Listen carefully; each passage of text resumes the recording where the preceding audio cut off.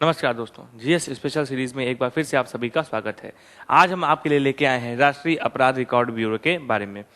हम सभी जानते हैं अपराध नियंत्रण सरकार के लिए हमेशा से एक चुनौती रही है। कहीं ना कहीं जो आपराधिक प्रवृत्ति के लोग होते हैं वो बार बार उसी तरह की हरकतें करते हैं और सरकार के लिए कहीं ना कहीं समस्या खड़ी करते हैं। इन्हीं सब चीज़ों को देखते हुए सरकार ने 1986 में 11 मार्च को एनसीआरबी यानी राष्ट्रीय अपराध रिकॉर्ड ब्यूरो का निर्माण किया था। इसके अंतर्गत ये एक रिपोजिटरी की तरह काम करेगा जो कि ये देखेगा कि कौन से लोग आपराधिक गतिविधियों में लिप्त हैं या किस राज्य में किस जगह पर कितना अपराध हो रहा है। अगर हम देखें तो एनसीआरबी का जो मुख्य मकसद था वो अपराध के लिए रिकॉर्ड रखने का था। तो नेशनल पुलिस कमीशन जो कि 1977 में बना और 1981 में उसने अपनी रिपोर्ट दी, उसके साथ ही साथ मिनिस्ट्री ऑफ होम अफेयर्स की टास्क फोर्स जो 1985 में बनी, इन दोनों की रिकमेंडेशन के बाद एनसीआरबी यानी कि आपका राष्ट्रीय अपराध रिकॉर्ड ब्यूरो का निर्माण किया गया। हालांकि जब ये इसका निर्माण किया गया इससे पहले भी क्राइम की रिपोर्ट्स आती रहती थी, लेकिन उसके बाद जब प्रॉपर ये बॉडी बना दी गई इसके बाद सिर्फ इसका यह काम है कि ये आपका रिकॉर्ड देगा और उस रिकॉर्ड्स का प्रयोग करके जो इन्वेस्टिगेटर्स हैं, जो जिला पुलिस कप्तान हैं या जो बड़े बड़े अधिकारी हैं जो भी इन्वेस्टिगेशन किसी केस में कर रहे हैं वो क्राइम को लिंक कर सकेंगे अगर वो क्राइम किसी से लिंक पाया जाता है। तो एनसीआरबी में सिर्फ रिकॉर्ड के साथ साथ ये सीसीटीएनएस यानी कि क्राइम कंट्रोल के लिए जो आपका बनाया गया है नेटवर्किंग सिस्टम उसको भी कंट्रोल करता है। ये नेशनल सेक्सुअल ऑफेंडर्स की रिपोर्ट को भी जारी करता है। साथ ही साथ ये जो 5 पिलर्स होते हैं हमारे जुडिशियल सिस्टम के, पुलिस, ई कोर्ट के लिए, ई फॉरेंसिक्स के लिए, ई प्रोसिक्यूटर आपके प्रोसिक्यूशन के लिए और उसके बाद आपका साथ ही साथ लास्ट में आपका इसमें हो जाता है ई प्रिजन यानी कि जेलों की सुरक्षा के लिए भी, जेलों के रिकॉर्ड के लिए भी इसको रखा जाता है। प्रिजन्स की रिपोर्ट को भी एनसीआरबी ही निकालता है। क्राइम अगेंस्ट वुमेन को एनसीआरबी निकालता है। क्राइम अगेंस्ट चिल्ड्रन की सारी की सारी डाटा ये एनसीआरबी के द्वारा निकाली जाती है। अगर हम ऑर्गेनाइजेशन का चार्ट देखें तो एनसीआरबी को हेड एक डायरेक्टर करता है। इसके अंतर्गत ज्वाइंट डायरेक्टर होते हैं अलग अलग टेक्निकल फील्ड के लिए, statisticians, deputy director, assistant directors होते हैं और इनका खुद का एक सेक्रेटेरिएट होता है जो इन सब चीज़ों के लिए कार्यरत रहता है अपने अपने टाइम पर।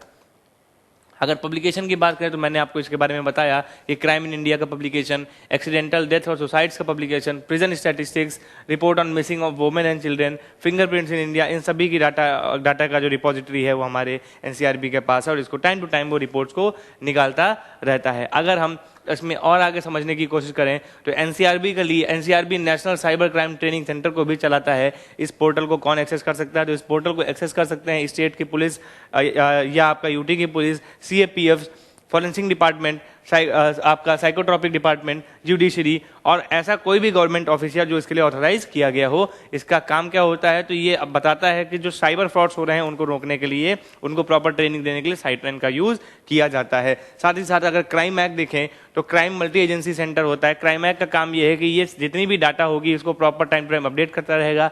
अगर कोई भी अपडेट होती है तो डिस्ट्रिक्ट एसपी ऑफिस में तुरंत उनके डेस्कटॉप पे फ्लैश होगा कि ये चीज़ें इसमें अपडेट हुई हैं। अगर कोई अपराधी भागा है, कोई अपराधी छोड़ा गया है या किसी और चीज़ का अलर्ट आया है तो उस चीज़ के अलर्ट को प्रॉपर इंस्टेंटली वो अपने यहाँ पर एक्सेस कर सकते हैं। तो ये आपका हो गया एनसीआरबी का वर्क करने का तरीका। अब हम बात करते हैं जरा एनसीआरबी रिपोर्ट्स की और कुछ डाटा के बारे में एक बार हम देख लेते हैं।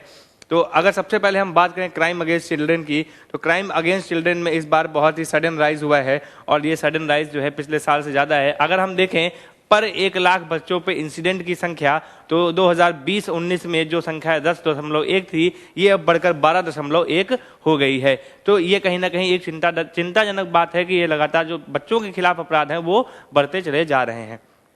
अगर हम बात करें और तो सिक्किम जो है, सिक्किम के बारे में ऐसा कहा जाता है काफ़ी सुंदर जगह है, सब जानते हैं, लेकिन सिक्किम के बारे में ये भी आप जान लीजिए फैक्ट कि बच्चों के खिलाफ सबसे ज़्यादा अपराध सिक्किम में, उसके बाद केरल में, उसके बाद मेघालय में, इन सब जगहों पर लगातार अपराधों की संख्या बढ़ती चली जा रही है बच्चों के खिलाफ। अगर हम वुमेन्स के अगेंस्ट क्राइम की बात करें तो हमारा जो दिल्ली है, राष्ट्रीय राजधानी क्षेत्र दिल्ली, वहाँ पर 2021 में 13,000 लगभग केस जो है रिकॉर्ड किए गए वुमेन्स के खिलाफ, महिलाओं के खिलाफ। और भारत में सेकेंड मोस्ट अनसेफ सिटी के रूप में भी जानी जाती है। अगर सेफेस्ट प्लेस की बात करें तो कोलकाता हमारे लिए, महिलाओं के लिए भारत में सेफेस्ट प्लेस भी रखी गई है।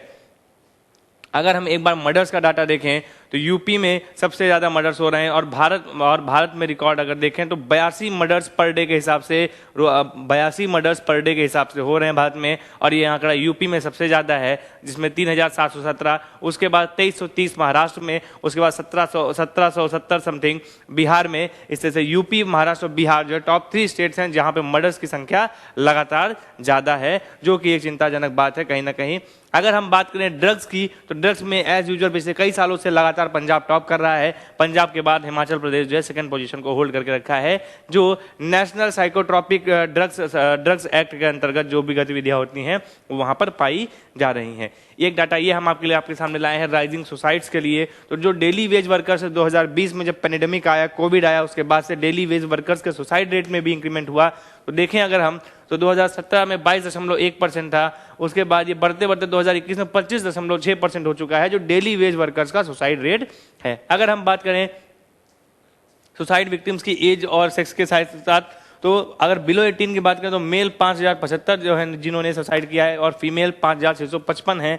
अगर हम 18 से 29 की बात करें तो 37,941 मेल हैं और 18,588 फीमेल है। तो हम एक चीज इसमें देख सकते हैं कि जैसे जैसे आपका एज बढ़ रहा है, एज के साथ जो मेल सुसाइड रेट है वो बढ़ रहा है और फीमेल सुसाइड रेट घट रहा है ना। चलिए, तो ये डाटा हमारी कुछ थी दोस्तों। ये चीज़ मैंने आपको पहले भी बताई कि पंजाब ड्रग केसेस में 2021 में टॉप करा है, उसके बाद हिमाचल सेकंड नंबर पे अरुणाचल है, आपका सेफेस्ट प्लेस में कोलकाता है। ये चीज़ मैं आपको ऑलरेडी बता चुका हूँ। अगर हम मर्डर्स की बात करें तो 82 मर्डर्स पर डे के हिसाब से हमारे भारत में हुए हैं, जिसमें 3717 मर्डर्स हमारे यूपी में हुए हैं, 1799 बिहार में और 2330 आपके महाराष्ट्र में हुए। तो ये डाटा आज आपको देखने को मिला। तो दोस्तों हमने देखा एनसीआरबी का कुछ इंपॉर्टेंट डाटा जो हमारे क्राइम रिकॉर्ड के बारे में डाटा निकालता रहता है। अगर फर्दर कोई रिपोर्ट दोबारा आती है तो उसको भी हम दोबारा आपके सामने लाएंगे और कोशिश करेंगे आपको अपडेट करते रहें। उम्मीद करता हूं वीडियो आपको अच्छा लगा होगा। Please do like, share and subscribe the channel. इस वीडियो की पीडीएफ आपको हमारे टेलीग्राम चैनल से मिल जाएगी, वहां से आप एक्सेस कर सकते हैं। तो आज के लिए इतना ही। नमस्कार, thank you, have a nice day, धन्यवाद।